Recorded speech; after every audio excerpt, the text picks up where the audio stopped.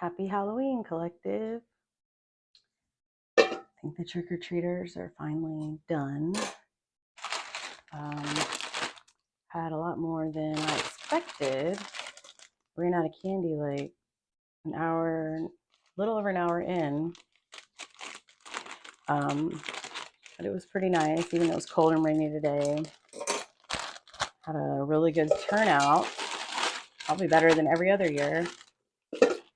Um, and I feel like my costume. This is my Mother Nature costume. Actually put together from things that I already had, components of costumes and things I had bought over the years, and kept keeping a little costume trunk under one of the guest beds upstairs. So there's always these little parts of things you can piece together and be creative with, kind of come up with your own costume every year. So I bought this headband last year, and for some reason this year was the first year I actually let myself enjoy the day. Like, for some reason, it's like every other year I would get costumes or costume components, and like I would just get find myself running out of time. Like, I never had enough time to get the things done for the house that needed to be done. Getting the candy ready, getting the like doorstep out front swept off and all that, and get ready. But this year I did, for whatever reason. So it was really nice. I'm glad I took the time for myself, um, actually enjoy the occasion with all the kids, honestly. And so in the foreground, you see the Empress card. And I wanted to talk about Empress for just a minute, because she is essentially, she's number 3 in the tarot, and she represents love, creativity, and just the ultimate emanation of nurturing energy. She is essentially like all the queens combined. But the thing about the Empress that makes her special is that you notice on the card, she is sitting in nature. She's got, this bounty, and it's much like the Nine of Pentacles. If you go to the I Can Buy Myself Flowers video, I talk about the Nine of Pentacles and how the woman depicted on that card is generally considered pre-Empress energy. And so here's the Empress card again, a woman depicted in nature, in the bounty and abundance of nature. And you could look the card up online, but the card shows, of course, there's like trees and stuff, and she's sitting on like this plush chair with these like velvet pillows, and there's a river flowing towards her in the card. And so it just suggests, in water, anytime you see water in tarot, it's emotions. It suggests her connection to nature, just her natural connection to nature. It's just like flourishing around her. And then you see the heart. I believe it's to her left on the card. I can't remember. But you see a heart with the symbol of Venus, which of course represents love, harmony, creativity, sensuality, femininity, all of those things, balance. So this card is like the ultimate depiction of just love, nurturing, creativity. She's got pomegranates on her gown, um, essentially as a symbol of femininity and fertility, the ability to create. And when I say create, when I talk about creativity, just like in astrology, which this is bringing in themes to the 5th house, which we'll get to in another video, but the 5th house is generally associated with creativity. So when I say creativity, um, it means in the quite literal sense, like creating new life, creating children. So children will often be found in the 5th house of someone's chart, but it also means childlike joy and artistic expression. And so those things are all treat it as the same thing in terms of the energy that surrounds it. It's like this culmination of Venusian love, and um, the spirit itself is that which creates new life, but also new life in the sense of a new life for yourself, starting a new chapter, starting a passion project, starting a new piece of art, anything like that is considered what the Empress's creativity represents. And one thing about the Empress, the way that she's sitting on the card, she's got like an open posture and a raised scepter, and everything about her suggests that she is in the position of receiving. Now, a nurturing energy, that's just sort of built in. Like anyone that's nurturing is sort of just by their very presence giving. But the card is meant to depict somebody who is, by their very magnetism, in an energy of receiving. So I want to talk about that energy for a second, just because, especially if you've ever gone through trauma, or a rough period in your life, whether it's related to a relationship or not, we can often get in this survival mode. This we're keeping it all together. We're holding the fort down by ourselves, and sometimes it can be hard to step back into a position of receiving. And that means the ability to receive joy. That means the ability to not only let people do things for you and to show up for you, but um, unless you're in that sort of receiving energy, it's going to be hard to experience joy. It's going to be hard to see the opportunity for it when it comes, because you're in this sort of hypervigilant survival mode. And so I wanted to bring this up today. It was just, aside from my Mother Nature costume, I wanted to just touch on, the milestones sometimes that come after we have like a catastrophic ending of a relationship. And, when the holidays approach and you sort of have this like dread of thinking, oh, I don't want to decorate for Halloween. I don't want to dress up for Halloween. I don't want to even think about Christmas, and I don't want to decorate. And I have to say that I have a lot of people to thank. They know who they are, who, without pushing me or anything like that, and just sort of being that strong, silent background support, showed up in these little ways at just the right time over the last few months for me. Just starting with my neighbor who I've talked about, who's a therapist, a couple weeks ago, when she was saying something about Halloween. I don't know. She mentioned some decorations she saw when she was out. I don't know. I can't remember. But she had said something about decorating, and I said, "Oh, I'm sort of on the fence about whether I'm gonna decorate this year." Um, because it was like the idea of going up to the attic and finding the tub with the Halloween decorations and going through the motions, the ritual of it for the first time by myself. I just didn't want to think about it. And she didn't say anything, but she shows up that day. It was like a beautiful Sunday. And she shows up and she has this cute, it was just cute, like little doormat with a black cat and the pumpkin. It was just like a cute little mat to put on the doorstep.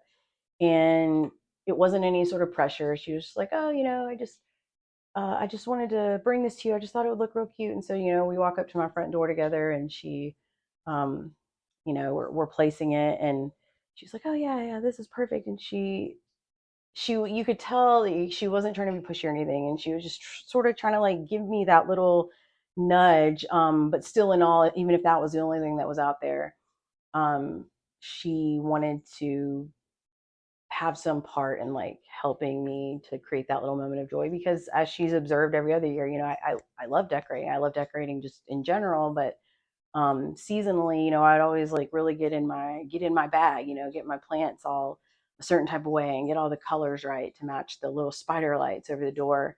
And so it was like her seeing a moment to come in and like show up for me, and that was enough to get my momentum up. And so I told her, I was like, you know what, like, I might not go all out, but I'm gonna go up there and I'm gonna get some of the things down. And sure enough, like I think it was the next day, I went up to the attic and I was just like, I think it helped to have therapy the next day. So I went later that afternoon and I was like, you know what, damn it, I'm gonna go up to that attic. I hate doing that anyways, but I did. It was like a huge, it felt like a really big milestone for me. And I think I like my decorations this year better than every other year. And first year, I put on a costume for whatever reason. So it was that being in that energy of receiving, like letting people show up for me, and that having a way of attracting more and more of that energy and that confidence that I needed to be able to be sitting here on Halloween dressed up when like having handed out all my candy and had friends come by and like took pictures with them and just it's kind of humbling because you realize that people, much like I like to show up for people and give what I have to offer, other people like to do that too. They want to they want to think that maybe some little part of like what they have to offer in this moment in your life might be just the sort of little push that you need to get you back sort of in your groove. And so on that similar note, I today had gotten a text from one of my cousins.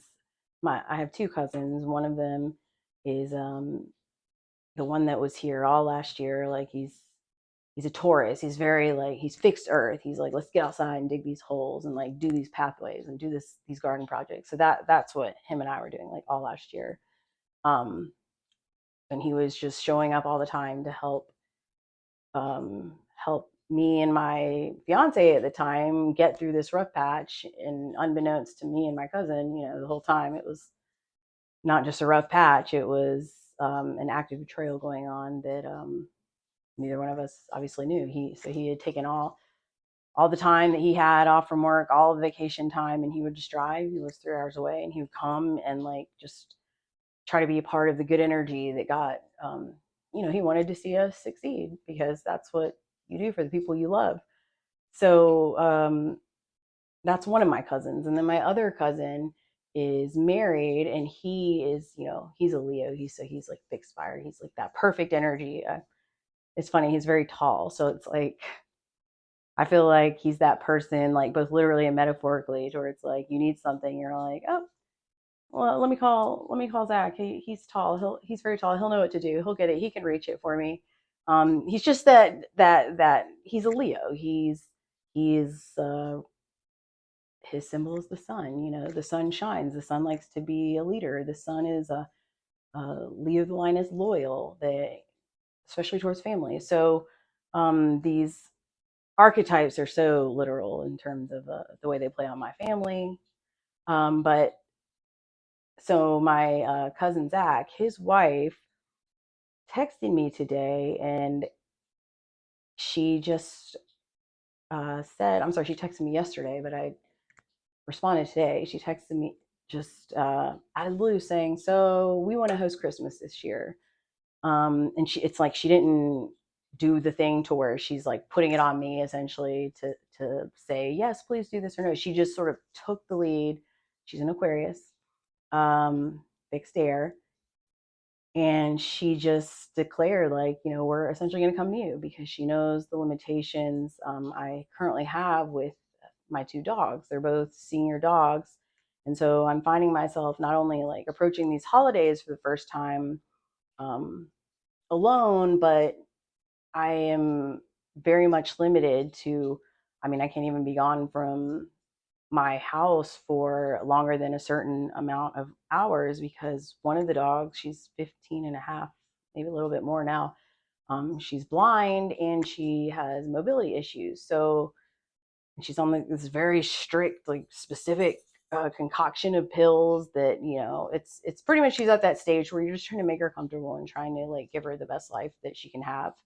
Um, and let her life just sort of continue and in the most comfortable way possible.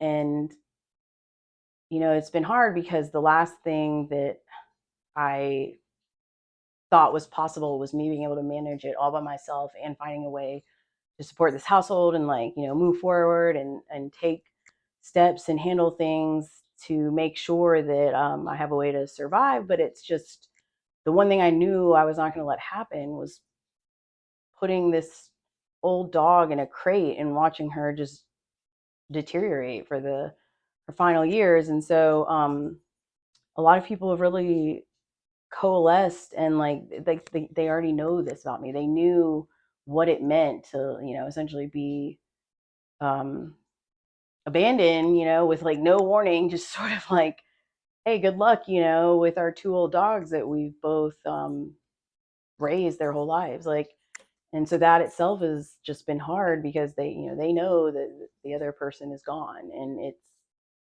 that itself was heartbreaking. And but here I am, like, at the back of my mind all year, just the last thing I want to think about is Christmas. Like, what am I going to do? What?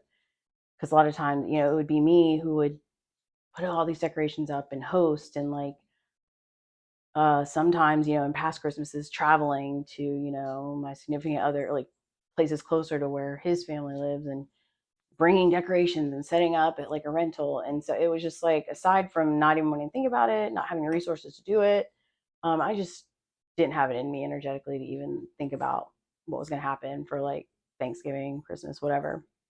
And so getting a text from, my cousin's wife, who, they have their own life and they live, 5 hours away. And they just had decided, they took the leadership. They're like 10 years younger than me. And they both have full-time jobs and obligations and friends and her side of the family. And they just took the lead and said, how about we get this rental? And it's like a hop and a skip from my house, because they know that I can't, I have to be able to tend to my dog, tend to Bear, and tend to Mr. Jinx over here. Hey, Mr. Jinx. He's a very good boy. He's an older dog too. No, he's a very good helper boy. He has his sight and he has his mobility, but he's got a lot of responsibility around here. So they're both older dogs. They both have, you know, more needs than, of course, younger dogs. And no, Mr. Jinx. Um, and so having these people just showing up without being asked, really just did a lot for me. It just, it made me feel better and more just fulfilled in a way I wasn't even looking for it right now. But like, here was this text, and it was just sort of taking charge. And in the spirit of the Empress, I didn't try to say, didn't try to put up a fight, didn't try to say, oh, you don't have to do that, whatever. I just said, wow, I'm trying not to tear up. I'm really grateful, and thank you so much for thinking of me, because that was honestly how I felt. I I wasn't going to waste anyone's time by saying, oh, you don't have to do that, or blah blah blah, because if I were in the position to do that, I would like to think that I um would be doing exactly the same thing if I was her.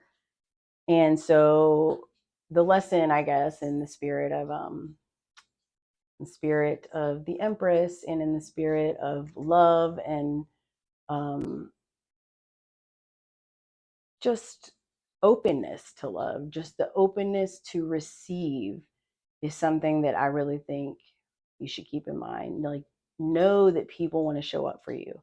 Know that if you have love to give, and if you like helping people, and if uh, you like seeing people's faces light up when you show up in a certain way, just remember that we are all more alike in these ways than different. And so you have to allow people to show up for you too. And so I'm just really grateful to have a reason. I didn't even, I actually wasn't going to talk about the Empress today. In my mind, I was like, well, if I do a Halloween video, I was going to make it a little bit more macabre, I think. And I was going to put out the death card and talk about the death card, or maybe the tower card, something a little bit more Mars or Pluto.